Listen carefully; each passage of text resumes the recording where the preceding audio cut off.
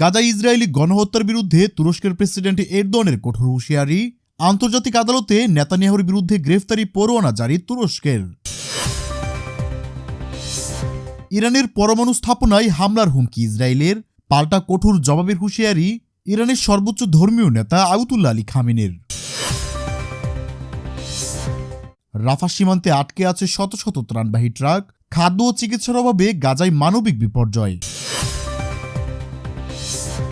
গাজার হাসপাতালগুলো যেন এক মৃত্যুপরীতে পরিণত হয়েছে, জরুরি ঔষধের অভাবে ডাক্তারদের নীরব আত্মসমর্পণ।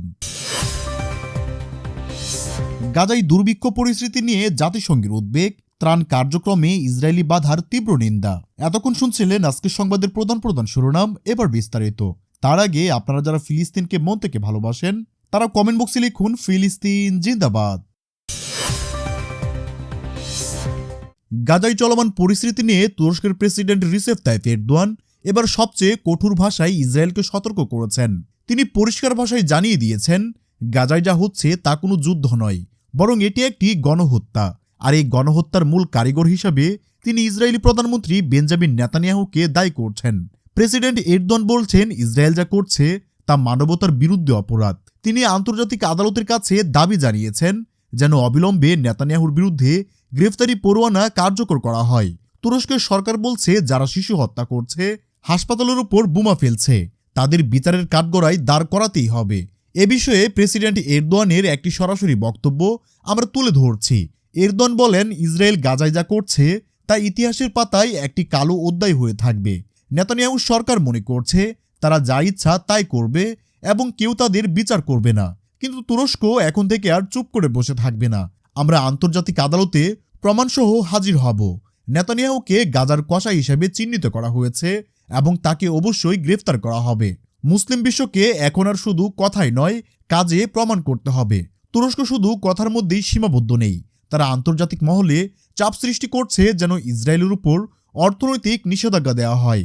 এরদোয়ানের এই কঠোর অবস্থানের কারণে তুরস্ক ও ইসরায়েলের কূটনৈতিক সম্পর্ক এখন একদম তলানিতে গিয়ে ঠেকেছে। তুরস্কের জনগণও রাস্তায় নেমে তাদের সরকারের এই সিদ্ধান্তকে সমর্থন জানাচ্ছে। সব মিলিয়ে গাজা ইস্যুতে তুরস্ক এখন ইসরায়েলের সামনে সবচেয়ে বড় বাধা হয়ে দাঁড়িয়েছে। প্রিয় দর্শক, আপনারা যারা তুরস্কের প্রেসিডেন্ট রিসেপ তাইপ এরদোয়ানকে ভালোবাসেন তারা কমেন্ট বক্সে লিখুন আই লাভ এরদোয়ান। দ্বিতীয় খবরে আমরা নজর দেব ইরান ও ইসরায়েলের উত্তেজনার দিকে। পরিস্থিতি এখন এতটাই ভয়াবহ যে কোনো মুহূর্তে বড় ধরনের যুদ্ধের আশঙ্কা তৈরি হচ্ছে। ইসরায়েলি প্রতিরক্ষা বাহিনী বা আইডিএফ সম্প্রতি হুমকি দিয়েছে যে তারা প্রয়োজনে ইরানের পরমাণু স্থাপনাগুলোতে সরাসরি হামলা চালাবে। ইসরায়েল মনে করছে ইরান পারমাণবিক বোমার খুব কাছাকাছি পৌঁছে গেছে, যা ইসরায়েলের অস্বস্তির কারণ হয়ে দাঁড়িয়েছে। ইসরায়েলি প্রতিরক্ষা বাহিনী বা আইডিএফ এর পক্ষ থেকে বলা হয়েছে, আমরা জানি ইরান গোপনে কি করছে। আমাদের কাছে সুনির্দিষ্ট তথ্য আছে। ইসরায়েলের নিরাপত্তার জন্য যদি প্রয়োজন হয় তবে আমরা ইরানের গভীরে গিয়ে তাদের পরমাণু কেন্দ্রগুলোতে হামলা চালাতে দ্বিধা করব না। আমাদের বিমান বাহিনী যে কোনো মিশনের জন্য সম্পূর্ণভাবে প্রস্তুত। ইসরায়েলের এই হুমকির পর ইরানও এবার চুপ করে নেই। ইরানের সর্বোচ্চ ধর্মীয় নেতা আয়াতুল্লাহ আলী খামেনি অত্যন্ত কড়া ভাষায় এর জবাব দিয়েছেন। তিনি বলেছেন, ইসরায়েল যদি ইরানের মাটিতে বা কোনো স্থাপনায় সামান্য পরিমাণ হামলা করার চেষ্টা করে তবে তার পরিণতি হবে খুবই ভয়াবহ। আয়াতুল্লাহ আলী খামেনি বলেন, ইহুদিবাদী ইসরায়েল আগুন নিয়ে খেলছে। তারা যদি আমাদের পরমাণু কেন্দ্রে হামলা করার দুঃসাহস দেখায় তবে তেল আবিব ও সাইফা মাটির সাথে মিশিয়ে দেওয়া হবে। ইরানের ক্ষমতা সম্পর্কে তাদের কোনো ধারণা নেই। এই ভুল করলে ইসরায়েলকে এমন শিক্ষা দেওয়া হবে যা তারা কোনোদিনও ভুলতে পারবে না। এই পাল্টাপাল্টি হুমকির কারণে মধ্যপ্রাচ্যের আকাশ এখন থমথমে অবস্থান বিরাজ করছে। ইরান তাদের আকাশ প্রতিরক্ষা ব্যবস্থা বা এয়ার ডিফেন্স সিস্টেমকে সর্বোচ্চ সতর্কতায় রেখেছে। অন্যদিকে ইসরায়েলও তাদের মিত্র আমেরিকার সাথে পরামর্শ করছে। দুই দেশের এই মুখোমুখি অবস্থান পুরো অঞ্চলকে একটি বড় যুদ্ধের দিকে ঠেলে দিতে পারে। প্রিয় দর্শক, আপনারা যারা মনে করেন সকল মুসলিম দেশগুলোর এখনই ঐক্যজোট হয়ে ইসরায়েলে হামলা করা উচিত, ইসরায়েলকে দাঁত ভাঙা জবাব দেওয়া উচিত, তারা সকলে কমেন্ট বক্সে লিখুন দ্বীন ইসলাম জিন্দাবাদ। দর্শক, এবার আসছি গাজার রাফা সীমান্তের খবরে। সেখানে এক হৃদয়বিদারক দৃশ্য দেখা যাচ্ছে। সীমান্তের একপাশে মিশরের অংশে হাজার হাজার ত্রাণবাহী ট্রাক দাঁড়িয়ে আছে। এই ট্রাকগুলোতে আছে খাবার, পানি, ঔষধ এবং তাঁবু। অথচ সীমান্তের মাত্র কয়েক গজ দূরেই হাজার হাজার মানুষ একটু খাবারের জন্য হাহাকার করছে। ইসরায়েলি বাহিনী বিভিন্ন অজুহাত দেখিয়ে এই ট্রাকগুলোকে গাজায় ঢুকতে দিচ্ছে না। কখনো বলা হচ্ছে নিরাপত্তার জন্য চেক করা হচ্ছে, আবার কখনো বা সরাসরি রাস্তা বন্ধ করে রাখা হচ্ছে। দিনের পর দিন রোদে দাঁড়িয়ে থাকার কারণে ট্রাকের ভেতরে থাকা অনেক খাবার, বিশেষ করে শাকসবজি, ফলমূল পচে নষ্ট হয়ে যাচ্ছে। অথচ ওই একটু খাবারের জন্যই গাজার শিশুরা ক্ষুধায় কান্না করছে। সেখানকার পরিস্থিতি এখন এমন এক পর্যায়ে পৌঁছেছে যে মানুষ ত্রাণের আশায় সীমান্তের কাঁটাতারের দিকে তাকিয়ে দিন পার করছে। ত্রাণকর্মীরা বলছে তারা এমন এক অসহায় পরিস্থিতি আগে কখনো দেখেনি। তাদের চোখের সামনে খাবার নষ্ট হচ্ছে, কিন্তু তারা সেটা ক্ষুধার্ত মানুষের মুখে তুলে দিতে পারছে না।